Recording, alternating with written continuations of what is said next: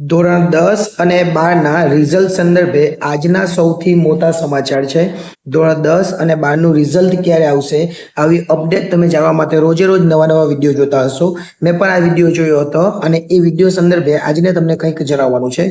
તમે જોઈ શકો, આપણે ગૂગલમાં સર્ચ કર્યું 10 અને 12 ની રિઝલ્ટ ડેટ 2025 અને આવું બધા જ સર્ચ કરીને વિડીયો બનાવે છે અને ખબર પડે છે કે કઈ તારીખે રિઝલ્ટ છે.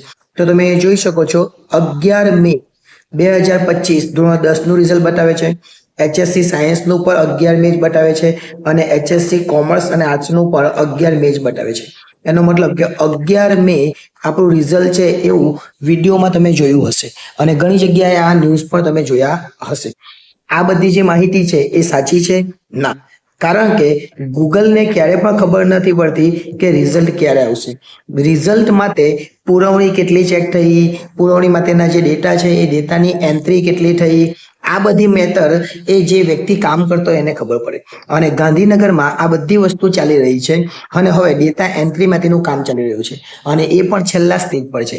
એટલે આપણું રિઝલ્ટ 25 થી 30 એપ્રિલ સુધીમાં આવી જ જશે અને એપ્રિલના અંત સુધીમાં આપણું રિઝલ્ટ જાહેર થશે. એટલે આવી કોઈ પણ અફવાઓમાં તમારે આવવું નહીં અને જાતે પણ તમારે કોઈ આવી અફવા ફેલાવવી નહીં. આપણે એટલું યાદ રાખીશું, આપણું રિઝલ્ટ જ્યારે પણ આવે ત્યારે આપણું રિઝલ્ટ સારું આવશે.